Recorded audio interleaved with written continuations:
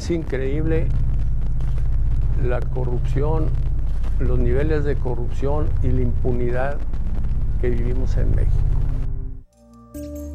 Durante 56 días, el empresario Pedro Zaragoza Delgado estuvo preso en una cárcel de Sinaloa.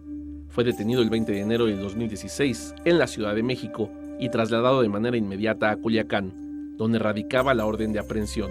El 14 de marzo del mismo año, fue liberado por el juez sexto de lo penal por el desvanecimiento de pruebas en su contra. Pedro Zaragoza Jr. no tuvo ese documento que se lo tenía que dar el derecho interno, es decir, un amparo que dijera, señor, disculpe, le cometimos una detención ilegal arbitraria. Tuvimos que ir, tiene que ser Naciones Unidas el que le diga al Estado, aquí declaro la detención ilegal y arbitraria. Un conflicto familiar que derivó en una denuncia penal en contra de los empresarios Pedro Zaragoza Delgado y su padre, Pedro Zaragoza Fuentes. Una supuesta extorsión en contra de Jorge Zaragoza Villardaga, en la que presuntamente le exigían $8 millones, denuncia que nunca fue probada. Mientras su hijo estaba preso, Pedro Zaragoza Fuentes tuvo que huir por la orden de aprehensión, misma que fue emitida sin sustento legal y sin haber llevado el debido proceso. El empresario lechero comprendió lo que muchos mexicanos enfrentan día a día, vivir con miedo por la manera de aplicar la justicia en México. De la chingada. De la chingada.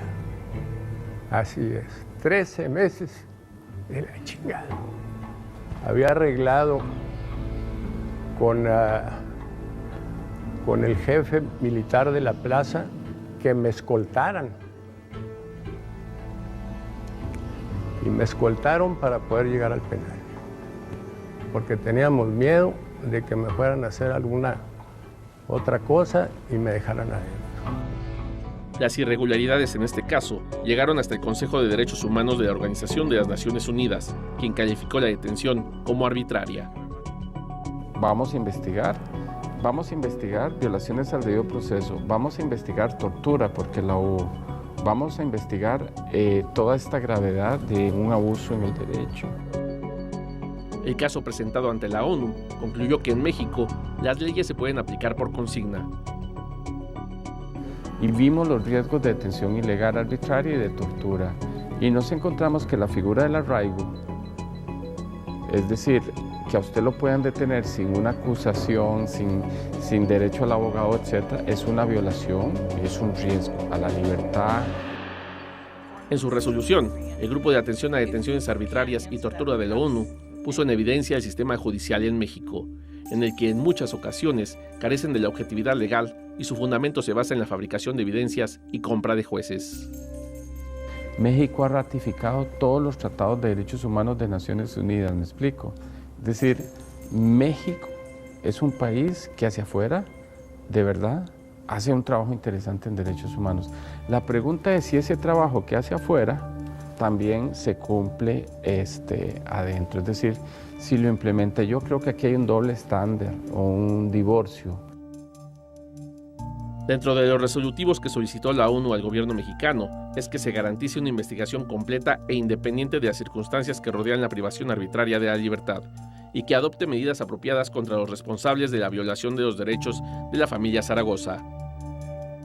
Hay que llamar un mensaje de combate a la impunidad. Entonces, ahí hay que establecer procesos penales contra quien corresponda, fiscales, jueces de garantías, todo, digamos, el camino que lo sostuvo a él 56 días de detención arbitraria. Y no es dinero lo que se está pidiendo.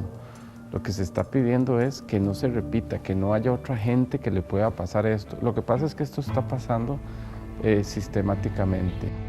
Las autoridades mexicanas tienen como plazo hasta diciembre para atender las recomendaciones del organismo internacional.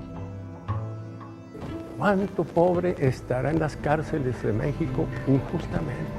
Puede haber cientos de miles. Los meten, tiran la llave y ahí los dejan. A eso es. Me daría mucha satisfacción que lo que sufrió mi hijo y el año que tuve que pasar yo escondiéndome, que sirva, a ver si el próximo gobierno que viene, ¿verdad?, empieza a remediar las cosas, porque No podemos seguir así. No hay justicia. Héctor Gordoa, Noticieros Televisa.